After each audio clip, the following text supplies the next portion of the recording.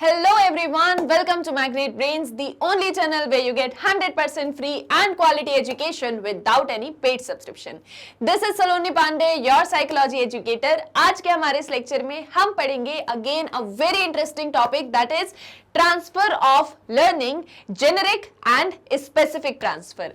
Chapter number 6 learning हमने start कर दिया था आपकी बुक साइकोलॉजी क्लास 11th से, और अब हम बात करेंगे इस चैप्टर के कौन से टॉपिक की, ट्रांसफर ऑफ लर्निंग की। अब तक हमने इस चैप्टर के अंदर हमारे प्रीवियस लेक्चर्स में चैप्टर का एक छोटा सा इंट्रोडक्शन देखा था, साथ ही साथ में हमने जो है what is the meaning of learning, साथ ही साथ में नेचर ऑफ लर्निंग या उसके features, different paradigm of learning, जिसके अंदर हमने ढेर सारी मेथड्स ऑफ लर्निंग जैसे कि conditioning, classical conditioning, operant conditioning, और साथ ही साथ में observational conditioning, observational learning, skill learning और आपकी वर्बल लर्निंग, कॉग्निटिव लर्निंग, इन सभी को इन डिटेल डिस्कस कर लिया है। आई होप सो आपने वो सभी लेक्चर्स देख लिए होंगे और सभी टॉपिक्स आपको अच्छे से क्लियर हो गए होंगे।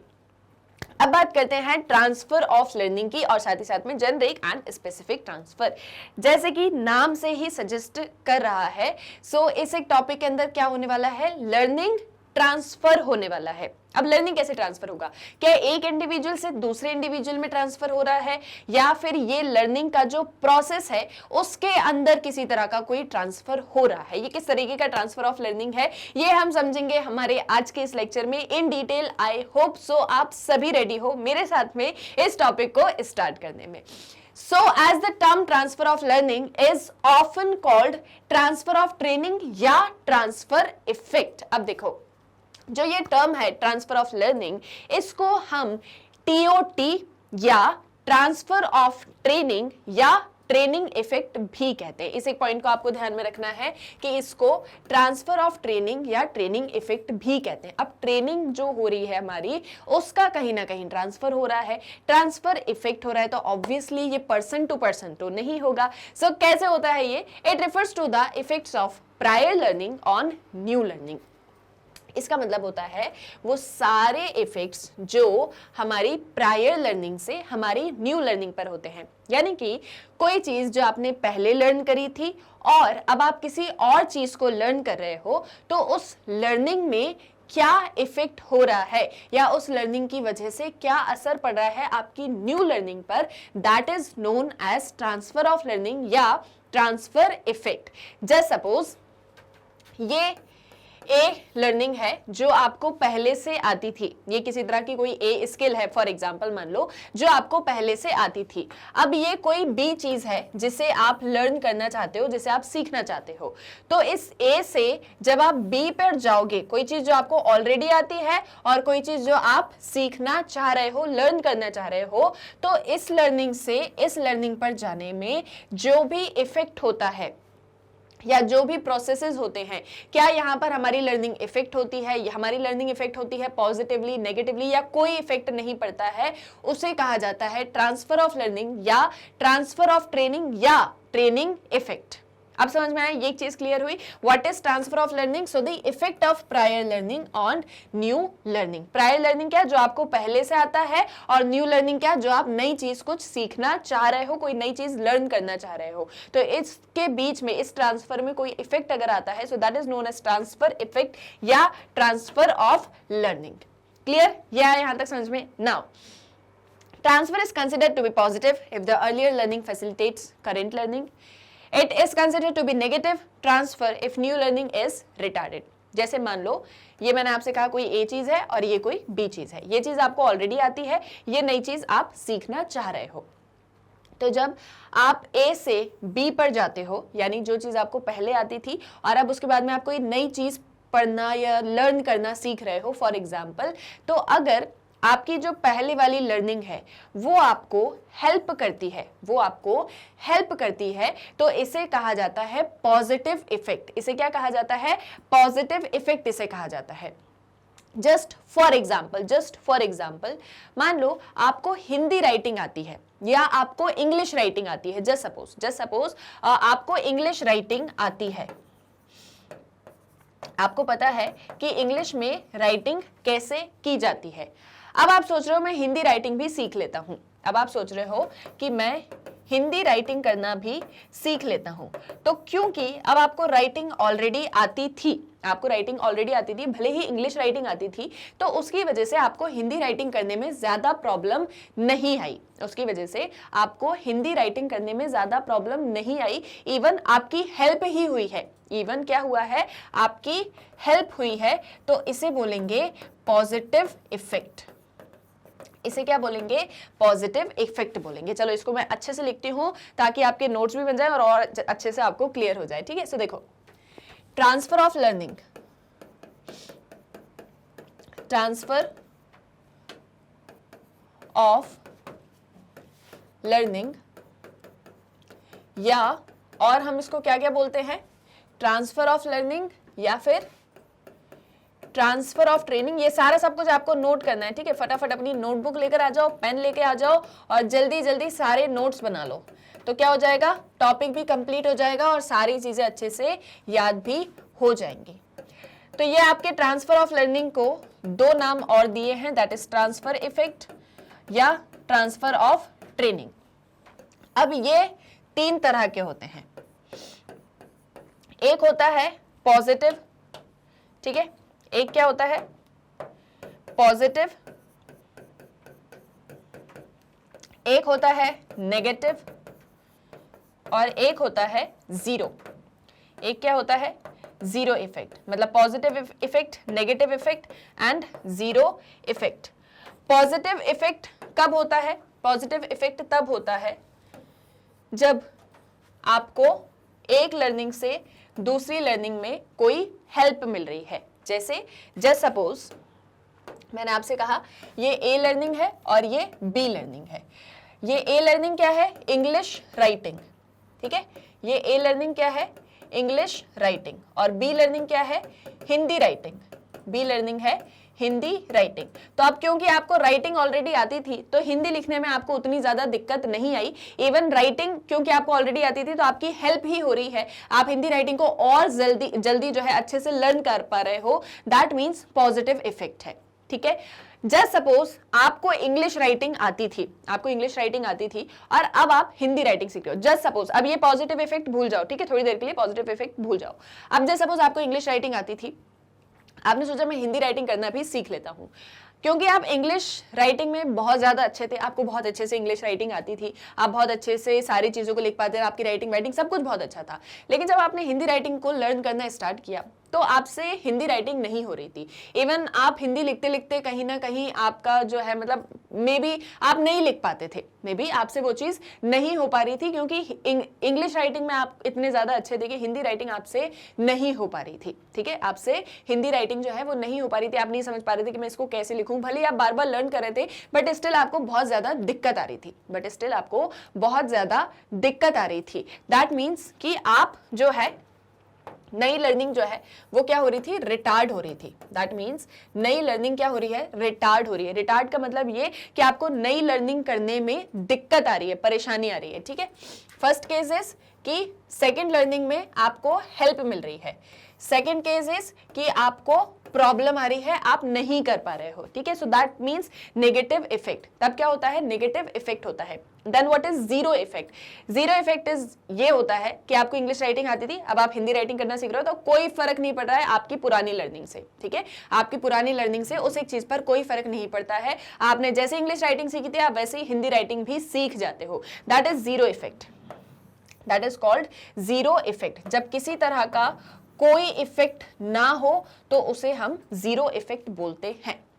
क्लियर, ये है यहां तक समझ में। So what is positive, negative and zero effect. Positive effect जहां पर आपको हेल्प हो रही है, नेगेटिव इफेक्ट जहां पर रिटार्ड हो रहा है, एंड जीरो इफेक्ट जहां पर कोई इफेक्ट नहीं है। Clear, so this is known as the transfer effects और द ट्रांसफर ऑफ लर्निंग। यहां तक क्लियर है, इतने में तो कोई डाउट नहीं है। Now psychologists use specific experimental designs in the study of transfer effects। अभी तक हमने ये पढ़ा कि नेगेटिव ट्रांसफर अगर लर्निंग रिटार्ड हो रही है, एब्सेंस ऑफ फैसिलिटेटिव या रिटार्डिंग इफेक्ट मतलब जीरो इफेक्ट, मतलब किसी तरह का कोई इफेक्ट नहीं आया है, कोई चेंज नहीं आया है तो जीरो इफेक्ट होगा। अब साइकोलॉजिस्ट ने बहुत सारे ऐसे एक्सपेरिमेंट्स किए इन ट्रांसफर इफेक्ट को पढ़ने के लिए। एक एक्सपेरिमेंट दिया है आपकी टेबल 6.4 में। ठीक है, आपके बुक में जो टेबल नंबर 6.4 है उसके अंदर ये इफेक्ट दिया गया है और इसमें आपको दो तरह की चीजें दी हैं, मतलब दो तरह की लर्निंग है। एक है इंग्लिश लैंग्वेज और दूसरी है फ्रेंच लैंग्वेज। ठीक है, आपको इस वाली टेबल को देखना है। ये वाली जो टेबल दी है that is the experimental design used in the study of transfer effects of learning. Okay, अब आप यहाँ पर देख रहे हो ग्रुप ऑफ पार्टिसिपेंट्स हैं, दो, फेज है 1 और फेज है 2। ठीक है, मतलब यहाँ पर बेसिकली क्या किया गया है, यहाँ पर दो ग्रुप्स बनाए गए हैं। ठीक है, यहाँ पर हमने दो ग्रुप्स बनाए, जैसे सपोज ये ग्रुप ए है और ये ग्रुप बी है। ठीक है, ये एक ए ग्रुप है और ये एक बी ग्रुप है। ए ग्रुप है एक्सपेरिमेंटल ग्रुप, ए ग्रुप है एक्सपेरिमेंटल ग्रुप और जो बी ग्रुप है वो है कंट्रोल ग्रुप। वो कौन सा ग्रुप है, वो आपका कंट्रोल ग्रुप है। ठीक है, तो अब हमने एक ऐसे माना कि जो ए ग्रुप है पहले हमने उसको इंग्लिश लैंग्वेज सिखाई, पहले हमने उसको क्या किया, इंग्लिश लैंग्वेज सिखाई। जैसे सपोज हमारे पास में 10 पार्टिसिपेंट्स थे दोनों ग्रुप के अंदर, तो एक ग्रुप में जितने भी 10 पार्टिसिपेंट्स थे पहले हमने उनको इंग्लिश लैंग्वेज सिखाई। करीब 1 साल तक हमने इनको इंग्लिश लैंग्वेज सिखाई, बहुत अच्छे से सिखाई, सारा सब कुछ ये लोग अच्छे से समझ गए। जो बी ग्रुप था उनके साथ इस एक फेज में कोई भी चीज नहीं की, बल्कि मतलब वो जो अपना काम नॉर्मली कर रहे थे उन्हें वो हमने करने दिया। ठीक है, यहाँ पर नो लर्निंग। नो लर्निंग का मतलब ये होता है कि यहाँ पर हमने इन्हें किसी तरह का कोई लर्निंग नहीं कराई, ये जस्ट नॉर्मली जैसे अपना काम कर रहे थे वैसे इन्होंने अपना काम किया। फिर जब 1 साल कंप्लीट हो गया तो हमने ए ग्रुप को फ्रेंच लैंग्वेज सिखाई। तो हमने क्या किया, ए ग्रुप को फ्रेंच लैंग्वेज सिखाई और हमने बी ग्रुप को भी फ्रेंच लैंग्वेज सिखाई। हमने बी ग्रुप को भी फ्रेंच लैंग्वेज सिखाई। क्लियर है, यही एक चीज आपको इस एक टेबल के अंदर दी गई है कि एक हमारा एक्सपेरिमेंटल ग्रुप था, एक हमारा कंट्रोल ग्रुप था। फेज 1 में हमने एक्सपेरिमेंटल ग्रुप को टास्क ए सिखाया, दैट मींस इंग्लिश लैंग्वेज, और फेज 2 में हमने इस एक्सपेरिमेंटल ग्रुप को फ्रेंच लैंग्वेज सिखाई, that is the task B. Okay, और जो हमारा कंट्रोल ग्रुप था उन्हें हमने 1 साल तक कुछ भी नहीं सिखाया, वो रेस्ट पोजीशन पर थे, उन्हें जो करना था वो कर सकते थे। तो ये है आपका कंट्रोल ग्रुप। ठीक है, और सेकेंड फेज में हमने उनको टास्क बी सिखाया, that was the French language. Clear है, आया समझ में? ये आपको इस एक चीज के अंदर बोला जा रहा है। एक आपका ग्रुप है एक्सपेरिमेंटल, एक ग्रुप है आपका कंट्रोल। ये यहाँ पर टास्क ए सीखते हैं। ठीक है, ये यहाँ पर टास्क ए सीख रहे हैं, दैट मीन्स ये इंग्लिश लैंग्वेज को सीखते हैं। फिर 1 साल बाद इनको फ्रेंच लैंग्वेज जो है सिखाई जाती है, इनको फ्रेंच लैंग्वेज जो है वो सिखाई जाती है। यहाँ पर जो कंट्रोल ग्रुप है, जब ये इंग्लिश लैंग्वेज सीख रहे थे इन्होंने कुछ भी नहीं किया, रेस्ट पोजीशन पर थे, और फिर जब इन्होंने फ्रेंच लैंग्वेज सीखी तो हमने सेकेंड ग्रुप को भी फ्रेंच लैंग्वेज सिखाई। ठीक है, ये जो है एक्सपेरिमेंट किया गया, ये क्या किया गया, एक एक्सपेरिमेंट कंडक्ट किया गया। Now what after this experiment, तो ये यहाँ पर आपको एक्सपेरिमेंट एक्सप्लेन किया गया है कि इस तरीके से हमने एक लार्ज सैंपल लिया, उसको रैंडमली हमने डिवाइड कर दिया 2 ग्रुप में, एक एक्सपेरिमेंटल ग्रुप रहा, एक कंट्रोल ग्रुप रहा। 1 साल तक एक को इंग्लिश सिखाई, वही सारा कुछ जो अभी मैंने आपको एक्सप्लेन किया यहाँ पर वही लिखा गया है। ठीक है, अब इसके बाद में होता क्या है, The achievement scores in French of the 2 groups are then compared। अब इसके बाद में दोनों ग्रुप के अंदर ये कंपैरिजन किया जाता है कि फ्रेंच जो इन दोनों ग्रुप्स को हमने सिखाई है वो कौन से ग्रुप ने कितने अच्छे से सीखी है, कौन से ग्रुप ने कितने अच्छे से सीखी है। यहाँ पर हम कंपैरिजन क्यों कर रहे हैं, यहाँ हम कंपैरिजन इसलिए कर रहे हैं क्योंकि अभी हमने क्या एक चीज करी, हमने एक जो ग्रुप था हमारा एक्सपेरिमेंटल जो ग्रुप था उसको हमने 1 साल तक इंग्लिश लैंग्वेज सिखाई, 1 साल तक, और उसके बाद में हमने उसको फ्रेंच लैंग्वेज सिखाई। ठीक है, तो ये उसकी क्या हो गई, ये हो गई उसकी प्रायर लर्निंग, यानी एक ऐसी लर्निंग जो उसको पहले से आती थी। और फ्रेंच क्या होगी, फ्रेंच होगी उसके लिए न्यू लर्निंग। ओके, लेकिन जो हमारा कंट्रोल ग्रुप था, जो हमारा कंट्रोल ग्रुप था, इसको हमने कोई लैंग्वेज नहीं सिखाई और हमने इसको डायरेक्टली क्या सिखाया, फ्रेंच लैंग्वेज। हमने इसको डायरेक्टली क्या सिखाई, फ्रेंच लैंग्वेज सिखाई। तो इसके लिए ये फ्रेंच लैंग्वेज क्या है, ये इसने एक नई चीज को सीखा है, उसके पहले इसको हमने कुछ भी नहीं सिखाया। तो इसके लिए कोई प्रायर या न्यू लर्निंग नहीं है, बल्कि एक्सपेरिमेंटल ग्रुप के पास में एक प्रायर लर्निंग है और एक न्यू लर्निंग है। तो हम आपके ट्रांसफर ऑफ लर्निंग में क्या देखते हैं कि अगर आपको पहले से किसी तरह की कोई लर्निंग है तो जब आप न्यू लर्निंग करते हो तो उस पर क्या अफेक्ट पड़ता है, हम इस एक चीज को देखते हैं यहाँ पर। तो उसको हमने एक्सपेरिमेंट के थ्रू देखा। कैसे देखा, If the achievement score of the experimental group is higher than that of the control group, it implies that positive transfer has taken place. अब जैसे मान लो जब हम स्कोर करते हैं कि इन दोनों ग्रुप्स में से फ्रेंच लैंग्वेज कौन से ग्रुप ने ज्यादा अच्छे से सीखी, जैसे मैंने आपको बताया था कि हमने दोनों के अंदर 10 स्टूडेंट्स को लिया है, ठीक है। अब इन दोनों 10 स्टूडेंट्स में हम देखेंगे कि इनको फ्रेंच लर्निंग कितनी ज्यादा हुई है। अगर हम देखते हैं कि एक्सपेरिमेंटल ग्रुप में फ्रेंच लर्निंग के जो स्कोर्स हैं वो हाई हैं, ठीक है, मतलब जो 10 स्टूडेंट्स हैं उनने ज्यादा अच्छे से फ्रेंच को सीखा है, तो इसका मतलब होता है कि यहाँ पर पॉजिटिव इफेक्ट है, इसका मतलब यहाँ पर पॉजिटिव इफेक्ट है।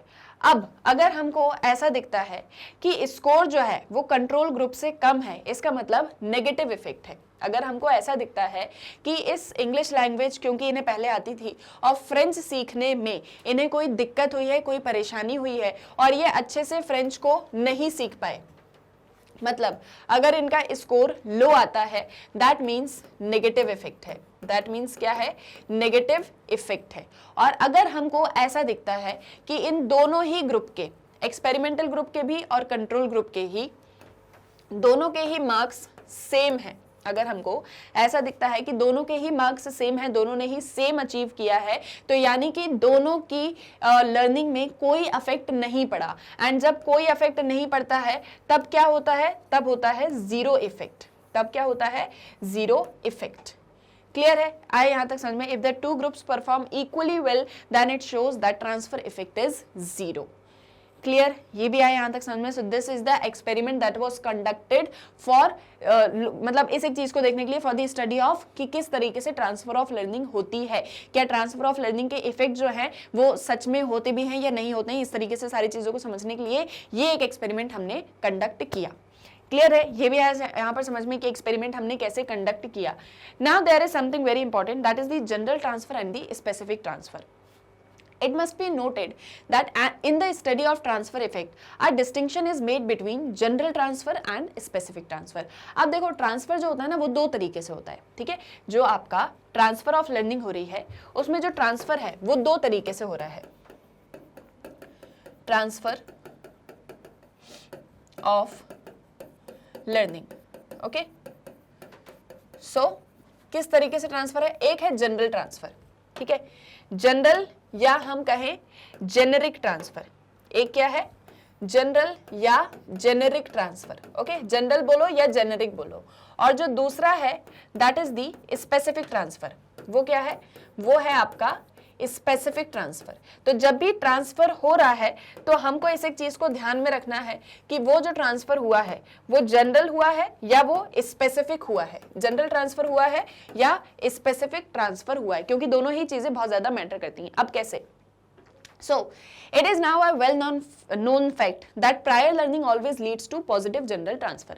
अब देखो ये चीज हमेशा होती है, जो इन जनरल एक चीज हमेशा होती है कि अगर आपको कोई चीज आती थी और फिर आप कोई नई चीज को सीखोगे तो वो चीज हमेशा आपकी हेल्प ही करती है, वो चीज हमेशा आपकी हेल्प ही करती है। जैसे अगर मैं बोलूँ राइटिंग, ठीक है, मान लो आपको इंग्लिश राइटिंग आती है, ठीक है, अब मैं आपको हिंदी राइटिंग सिखाऊंगी तो ऑब्वियस है कि आपकी हेल्प ही होने वाली है। ट्रांसफर ऑफ लर्निंग जो है वो पॉजिटिव ही होगा, क्योंकि ऐसा तो है नहीं कि आप इंग्लिश कुछ अलग तरीके से लिखते थे और हिंदी आप कुछ अलग तरीके से लिखोगे। जस्ट थोड़ा बहुत ही चेंज है, बाकी उसके अलावा तो सारी चीजें सेम है। राइटिंग तो मतलब सेम ही हो रही है ना, ऐसा तो है नहीं कि आपको बिल्कुल अलग तरीके से ही लिखना पड़ रहा है, ओके। सो जनरली क्या होता है कि हमेशा वो चीज आपको हेल्प ही करती है, हमेशा पॉजिटिव जनरल ट्रांसफर ही होता है। लाइक जस्ट फॉर एग्जाम्पल एक चीज कही जाती है कि अगर आपको साइकिल चलाना आता है तो आप स्कूटी बहुत अच्छे से चला पाओगे। ये एक मतलब ऐसा माना जाता है, ठीक है। जस्ट एक चीज होती है जो मानी जाती है कि अगर आपको साइकिल अच्छे से चलानी आती है तो आप स्कूटी बहुत अच्छे से चला पाओगे। तो साइकिल आना मतलब साइकिल की जो आपको स्किल है वो आती है कि साइकिलिंग कैसे की जाती है, तो वो भी एक तरीके की लर्निंग है। और अगर अब आप स्कूटी चलाना सीखोगे तो वो भी एक तरीके की लर्निंग ही है। ऐसा तो है नहीं कि बिल्कुल कोई चीज, सारी चीजें अलग हो जाएंगी तो आपको बहुत ज्यादा दिक्कत होने वाली कि नहीं आपको साइकिल चलाना आता है तो आप स्कूटी चलाना सीख ही नहीं पाओगे, ठीक है। इसके अलावा और बहुत सारे एग्जाम्पल्स ले लो आपकी, अगर हम स्टडीज का एग्जाम्पल ले लें, ठीक है। अब जैसे एक मैथ्स की प्रॉब्लम की हम बात करें कि आप जैसे जैसे क्लास में आगे बढ़ते हो, जैसे जैसे आप क्लासेस में आगे बढ़ते हो, जैसे मान लो फॉर एग्जांपल आप 9th क्लास में थे और आप 10th क्लास में आए, और अगर हम बात करें आपके नर्सरी से, तो आपको पहले क्या सिखाया जाता है? पहले आपको 1 2 3 4 सिखाया जाता है, फिर आपको एडिशन, सब्सट्रैक्शन, डिवाइड कैसे होता है, मल्टीप्लिकेशन कैसे होता है, ये आपको सिखाया जाता है। धीरे धीरे धीरे और जब आप क्लास में आते हो, आपको एलसीएम सिखाया जाता है, आपको एचसीएफ सिखाया जाता है, ये सारी चीजें सिखाई जाती हैं। फिर आप धीरे धीरे और क्लासेस में आगे बढ़ते हो, मान लो आप 9 10th तक आगे, आपको ट्रिग्नोमेट्री सिखाई जाएगी। तो ये क्या होता है, आप धीरे धीरे करके हर एक चीज को स्टेप बाय स्टेप लर्न करते हो। आप क्या करते हो? स्टेप बाय स्टेप लर्न करते हो। अब ऐसा तो है नहीं कि आपको ट्रिग्नोमेट्री आती है तो आप सब्स्टिट्यूशन नहीं कर पाओगे, वो चीज आपको हेल्प ही करेगी, है ना। मतलब जस्ट एक एग्जांपल मैं आपको दे रही हूं कि वो चीजें आपको हेल्प ही करती हैं न्यू लर्निंग में। जो आपका प्रायर नॉलेज होता है, जैसे मान लो अगर आपको नंबर्स ही नहीं पता, अगर आपको नंबर्स ही नहीं पता, अगर आपको नंबर्स की वैल्यू ही नहीं पता, तो आप एडिशन सब्सट्रैक्शन कभी भी नहीं कर पाओगे। तो ये जो नंबर्स की वैल्यू की लर्निंग है, ये आपका प्रायर नॉलेज है, और आप उसमें एडिशन सब्सट्रैक्शन सीख रहे हो, तो वो एक न्यू नॉलेज है, तो मतलब न्यू लर्निंग है, तो ऑब्वियसली वो आपको हेल्प ही करेगी। तो जनरली जो जितना भी ट्रांसफर ऑफ लर्निंग होता है वो पॉजिटिव ही होता है। तो जनरल ट्रांसफर का मतलब यहाँ पर क्या है, जितने भी पॉजिटिव ट्रांसफर होंगे, जितने भी पॉजिटिव ट्रांसफर होंगे, that will be all general transfer. ठीक है, जितने भी पॉजिटिव इफेक्ट होते हैं, जहां पर भी आपको लर्निंग में हेल्प मिल रही होती है, जहां पर भी लर्न करने में आपको हेल्प मिल रही होती है, वो पॉजिटिव ट्रांसफर होता है, that is the general transfer of learning. Specific transfer के अंदर तीनों चीजें आती हैं, पॉजिटिव, नेगेटिव और साथ ही साथ में जीरो। कैसे होता है, तो देखो यहाँ पर अभी हम डिस्कस करेंगे उसको और डिटेल में। So it is only in the specific transfer that transfer effects are positive, negative and in some conditions there is zero effect. बहुत कम ऐसा होता है कि अगर आपको कोई नई चीज आप सीख रहे हो, तो प्रायर लर्निंग आपको उसमें किसी तरह से नहीं सीखने में जो है हेल्प करने वाली है। हो सकता है इस तरीके की चीजें कभी कभी ही होती हो। ठीक है, इसका एक केस हम लेते हैं। जस्ट सपोज, जैसे किसी को जस्ट सपोज, ठीक है, यहाँ पर लर्निंग वाली चीज तो नहीं है, बट एक तरीके से मतलब हो सकता है उसका ये एग्जांपल कि जैसे मान लो कोई पर्सन है, वो बहुत ही ज्यादा अल्कोहल को कंज्यूम करता है और वो बिल्कुल उसका आदी हो चुका है। मतलब कि कोई पर्सन है, जैसे फॉर एग्जाम्पल कोई पर्सन है जो स्मोकिंग करता है, ठीक है, और वो स्मोकिंग जो है उसको बहुत ही ज्यादा उसके अंदर मतलब ये चीज हो चुकी है कि अब उसको स्मोकिंग हमेशा करना है, वो उसकी लत उसको लग चुकी है। ठीक है, अब उसके बाद में अगर वो ऐसा सोचे कि यार मुझे ये चीज को छोड़ देना चाहिए, मुझे इस एक चीज को छोड़ देना चाहिए, तो जनरली उसमें उसको बहुत ज्यादा प्रॉब्लम आएगी। जनरली उस एक चीज में उसको बहुत ज्यादा प्रॉब्लम आएगी इस न्यू स्किल को लर्न करने में, या एक नई चीज उसके अंदर सीखने में या डेवलप करने में। तो वहां कहीं ना कहीं जीरो इफेक्ट जो है, नेगेटिव इफेक्ट हो सकता है। जीरो इफेक्ट तब होता है जैसे आप कोई चीज आपको आती थी ऑलरेडी, आप कोई नई चीज सीख रहे हो, तो उसका कोई मतलब उससे उसका कोई रिलेशन नहीं है, so that will be the zero effect. Clear? But ये चीजें क्या होती हैं, बहुत ही कुछ केसेस में ऐसी चीजें होती हैं, बहुत ही रेयर केसेस में ऐसी चीजें होती हैं, तो वहां पर स्पेसिफिक ट्रांसफर होता है। इसको आप और डिटेल में समझ सकते हो, यहाँ पर जैसे आपको मतलब जो है डिवाइड करके अलग अलग डायमेंशंस में भी बताया है। सो general transfer, it is not clearly conceptualized and defined in its details. However, prior learning predisposes one to learn another task in a better way, and the learning of one task warms up the learner to learn the next task more conveniently. जैसे मान लो कभी आप exam hall में जाते हो, ठीक है, आप एग्जाम पेपर लिखने स्टार्ट करते हो, तो जैसे ही एग्जाम स्टार्ट होता है, जैसे ही बेल बजती है, तो एक थोड़ा सा जो है मे बी थोड़ा सा हल्का सा नर्वसनेस हमारे अंदर रहती है, तो हम क्या करते हैं, स्टार्ट करते हैं। जब हम स्टार्ट करते हैं पेपर लिखना, तो हो सकता है हमारी राइटिंग उतनी ज्यादा अच्छी ना आए, हो सकता है उतने ज्यादा अच्छे से हम ना लिख पाए, लेकिन जैसे जैसे हम लिखते जाते हैं लिखते जाते हैं लिखते जाते हैं, एक फ्लो बन जाता है, और जब आप सेकंड या थर्ड आंसर लिखते हो, may be third fourth answer तक आपका फ्लो बहुत अच्छा बन जाता है, आपकी राइटिंग जो है वो बहुत ज्यादा अच्छी आने लग जाती है। क्यों? क्योंकि एक तरीके का वार्म अप आपका हो जाता है, एक तरीके का वार्म अप आपका हो जाता है, तो आपको आगे की जो चीज आप कर रहे हो, जो भी टास्क आप कर रहे हो, उसमें आपको हेल्प ही मिलती है। अगर हम यहाँ पर एक एग्जांपल लें एक क्रिकेटर का, क्रिकेटर जिसको बहुत अच्छे से क्रिकेट आता है, ठीक है, अब ऑलरेडी उसको क्रिकेट आता है, दैट मीन्स उसकी प्रायर लर्निंग है। अब मान लो उसको फील्ड पे जाना है और वापस से उसका जो है मतलब पिच पर जाना है और उसको क्या करना है, मतलब अपना गेम वापस से प्ले करना है, तो वो जाएगा, आपने देखा होगा थोड़ा सा वार्म अप करते हैं, थोड़ा सा हाथ पैर को जो है स्ट्रेच अप करते हैं, थोड़ा सा जंप वगैरह करते हैं, जिससे क्या हो जाता है, वार्म अप हो जाता है, आप रेडी हो जाते हो नेक्स्ट चीज के लिए। ओके, जैसे कभी कोई एक्सरसाइज वगैरह आपको करनी है, ठीक है, आप एक्सरसाइज करने के पहले, जिमिंग वगैरह करने के पहले हम क्या करते हैं, हम वार्म अप करते हैं ना, कि थोड़ा सा जो है हम थोड़ी स्ट्रेचिंग वगैरह कर लें, थोड़ा सा हम जो है वार्म अप हो जाएं। अगर हम वार्म अप हो जाएंगे तो हमको नेक्स्ट टास्क को करने में या नेक्स्ट लर्निंग में हमको हेल्प मिलेगी। हमको क्या मिलेगी? हेल्प मिलेगी। तो जनरल ट्रांसफर जो होता है वो यही होता है, जहां पर प्रायर लर्निंग आपको नेक्स्ट टास्क में या अनदर टास्क में हेल्प कर रही होती है। तो इसीलिए ये हमेशा पॉजिटिव इफेक्ट ही लेकर आता है। This continues until the writing of the last paper is over. After some time warm up effect disappears. Warm up effect last over one session of learning. Only in that this session one can learn 2 or more task. तो जब आप warm up वाले phase में होते हो तो आपके अंदर जो न्यू लर्निंग होती है वो और ज्यादा इफेक्टिव वे में होती है। जब तक आप इस वार्म अप फेज में होते हो तब तक आप नई चीजों को कर सकते हो। जैसे एक एग्जांपल लेते हैं जिमिंग का या एक्सरसाइज का, ठीक है। आप एक्सरसाइज करने के लिए उठते हो और आप जो है थोड़ा बहुत वार्म अप करते हो, वार्म अप करके आप बढ़िया रेडी हो जाते हो, तो आप बहुत अच्छे से जो है सारी एक्सरसाइज कर लेते हो, 1 घंटे तक अच्छे से कर लेते हो। उसमें आपको कोई न्यू एक्सरसाइज करनी हो तो आप वो भी करना स्टार्ट कर देते हो। एक बार वार्म अप फेज खत्म होता है तो फिर आप न्यू लर्निंग जो है मतलब उतनी ज्यादा फिर नहीं होती वो, क्योंकि उतना ही टाइम होता है जब आप किसी न्यू लर्निंग को सीख सकते हो। तो इस तरीके से जो जेनरिक ट्रांसफर होता है या जो जनरल ट्रांसफर होता है that is related to warm up, ठीक है, that is related to positive effect and warm up. एक तरीके से हम इसको वार्म अप इफेक्ट भी बोल सकते हैं, ठीक है, जहां पर उस एक टाइम में आपको हेल्प ही मिल रही है किसी नई चीज को सीखने में। तो आप रेडी होते हो, आप जो है मतलब अटेंटिव पोजीशन में होते हो कि हाँ मैं ये नई चीज को सीख लूंगा। और जनरली हमारे साथ में भी यही चीज होती है कि अगर हमें कोई चीज ऑलरेडी पहले से आती है, कोई प्रायर लर्निंग अगर हमारे पास में है तो न्यू लर्निंग में हमको हेल्प ही मिलेगी, है ना। ऐसा तो होता नहीं है कि उसकी वजह से हम न्यू लर्निंग नहीं कर पाते हैं, ठीक है। अब इसके बाद में जो होती है आपकी that is the specific transfer. इसके अंदर क्या होता है? Whenever an organism learns something, it consists of a series of stimulus response association। जो अभी मैंने आपको स्टार्टिंग में बताया कि जैसे जब हमने स्किल लर्निंग पढ़ा था तो स्किल लर्निंग के अंदर हमने ये चीज डिस्कस करी थी, that is the stimulus response association, ठीक है। ये क्या होती है? Stimulus response association. किसी तरह का कोई स्टिमुलस था, उसमें आपने कैसा रिस्पॉन्स किया। Any task can be understood as a chain of discriminable stimuli, each of which has to be associated with a specific response. Specific transfer means the effect of learning of task A on learning of task B. So the learning of task A may make the learning of task B easier or more difficult or have no such effect. तो generally क्या होता है, जब भी आप कोई नया task करने जा रहे होते हो, क्योंकि आपके आसपास में बहुत सारा स्टिमुलस प्रेजेंट होता है। स्टिमुलस के बारे में आपने पढ़ा है, आपके स्टिमुलस के थ्रू आपके सेंसेस काम करते हैं, है ना। जो भी स्टिमुलस होता है उसके थ्रू आपके सेंसेस जो है वो काम करना स्टार्ट करते हैं, उसके थ्रू आपके अंदर एक न्यू लर्निंग होती है ना। तो अब यहाँ पर क्या एक चीज है कि जैसे मान लो कोई प्रायर नॉलेज आपको था, कोई टास्क ए है जो आपको ऑलरेडी आता था, और जब आप टास्क बी सीखने जा रहे हो तो हो सकता है उसमें आपको हेल्प मिले, हो सकता है उसमें आपको हेल्प ना मिले, या आपको जो है पूरी तरीके से डिफिकल्टी है उस टास्क को सीखने में, और थर्ड या फिर कोई इफेक्ट ना हो। अगर ये तीनों सिचुएशंस हमको कहीं भी मतलब जहां पर स्पेसिफिकली किसी कंडीशन में देखने को मिलती है या किसी स्टिमुलस में देखने को मिलती है, उसको स्पेसिफिक ट्रांसफर कहा जाता है। ये डिपेंड करता है कि कितना ज्यादा सिमिलैरिटी या डिसिमिलैरिटी है इनिशियल लर्निंग में और न्यू लर्निंग में।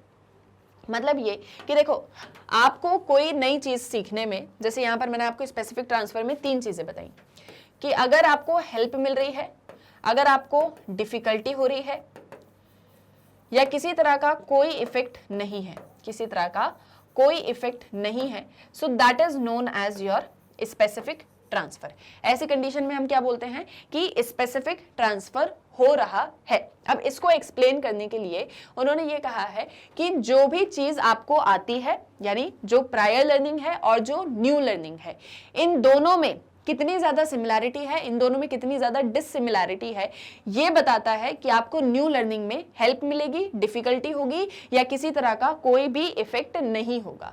इसको आप समझ सकते हो इस एक टेबल के थ्रू जो अगेन आपकी बुक के अंदर दी गई है। So this is the similarity और dissimilarity relationship between the initial and subsequent learning task. तो इस एक चार्ट में आपको क्या दिखाया गया है कि अगर आपको कोई इनिशियल टास्क आता है और फिर आप कोई न्यू लर्निंग करना स्टार्ट कर रहे हो, या आपकी प्रायर लर्निंग है और फिर आप कोई नई लर्निंग को करना चाह रहे हो, तो उसमें क्या सारी चीजें आती हैं स्पेसिफिक ट्रांसफर के केस में। तो यहाँ पर अगर आप देखोगे तो मतलब जब आप इस टेबल को रीड आउट करोगे उसी को आगे एक्सप्लेन भी किया गया है कि जैसे आप यहाँ पर देखो, यहाँ पर स्टिमुलस भी सेम है, रिस्पॉन्सेज जो हैं लेकिन वो डिफरेंट है। स्टिमुलस कैसे सेम है, आप देखो यहाँ पर ये स्टिमुलस सेम है, लेकिन यहाँ पर जो रिस्पॉन्सेज हमको देखने को मिल रहे हैं वो पूरी तरह से डिफरेंट है। तो ऐसे केस में क्या होगा कि जैसे मान लो आपको पहले कोई चीज़ आती थी और दूसरी चीज़ बिल्कुल डिफरेंट है, तो ऐसे में जनरली ट्रांसफ़र होना थोड़ा सा मुश्किल होता है, लेकिन स्टिल आप जो है थोड़ा मतलब मेन चीज़ यही है, यहाँ पर आप जितना भी इस पूरी टेबल को भी रीड आउट करो, आगे के सारे पॉइंट्स को भी रीड आउट करो, तो इसमें यही चीज़ है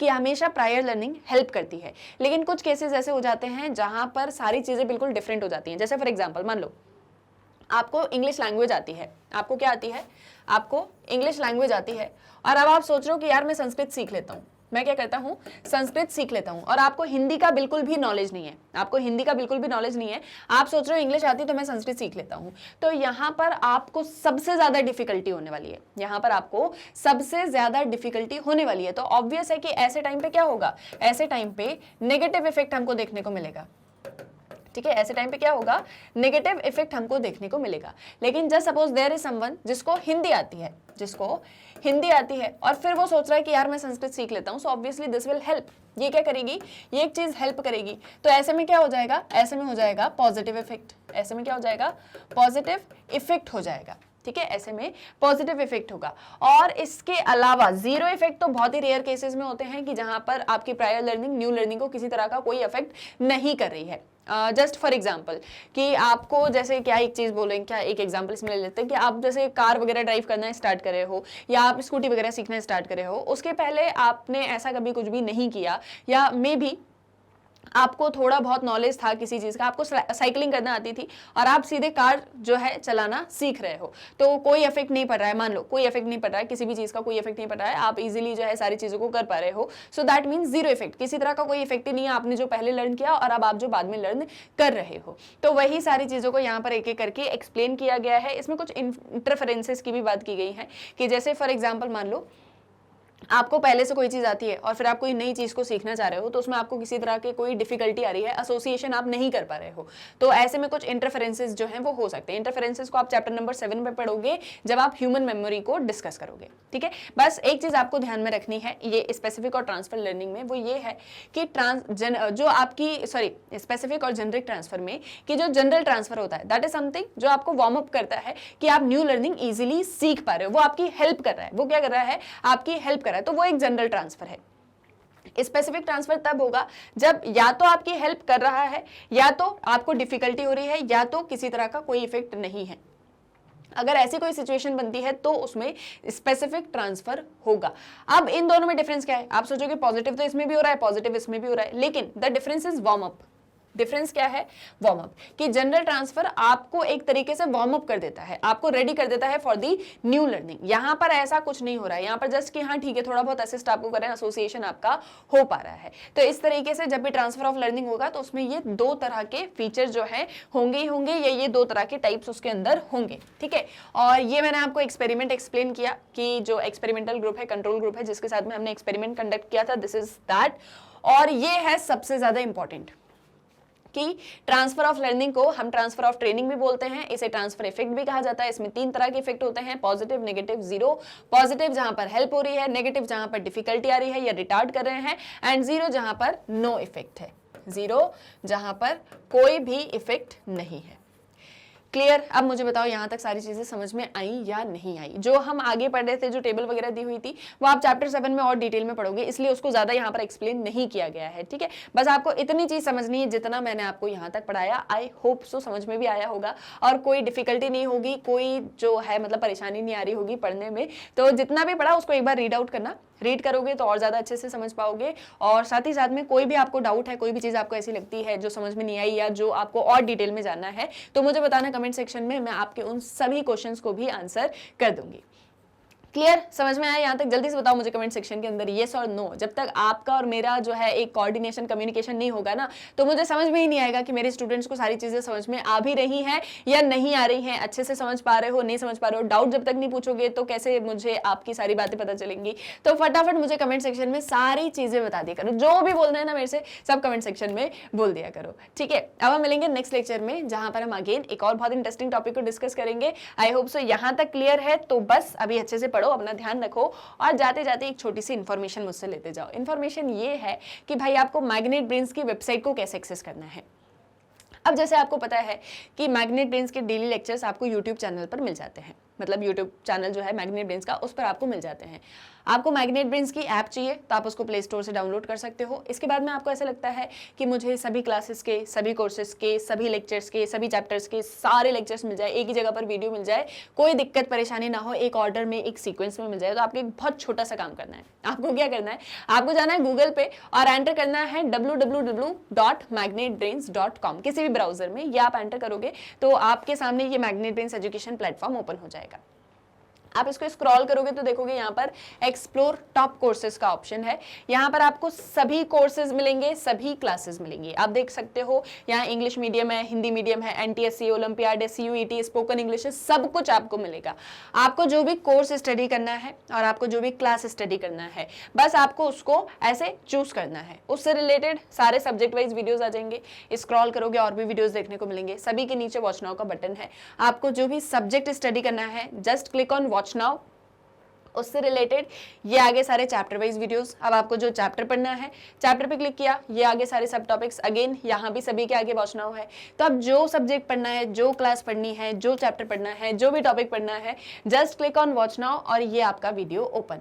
अब यहाँ से आपको नेक्स्ट वीडियो देखना है, नेक्स्ट वीडियो पे क्लिक करो। ये नहीं देखना है आपको, कुछ और देखना है, यहाँ से कैंसिल कर दो। सो बहुत ही इजीली आप मैग्नेट ब्रेन्स की वेबसाइट को एक्सेस कर सकते हो। यहाँ आपको मिलती है 100% फ्री एंड क्वालिटी एजुकेशन, और वो भी बिना किसी पेड सब्सक्रिप्शन के।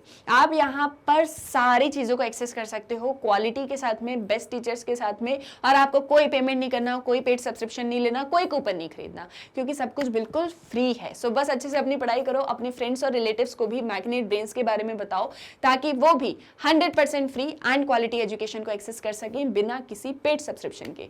सो आई होप सो सारी चीजें क्लियर हैं। तो जल्दी से वीडियो को लाइक कर दो, शेयर कर दो और चैनल को सब्सक्राइब करना मत भूलना। हम मिलेंगे हमारे नेक्स्ट वीडियो लेक्चर में। Thank you very much.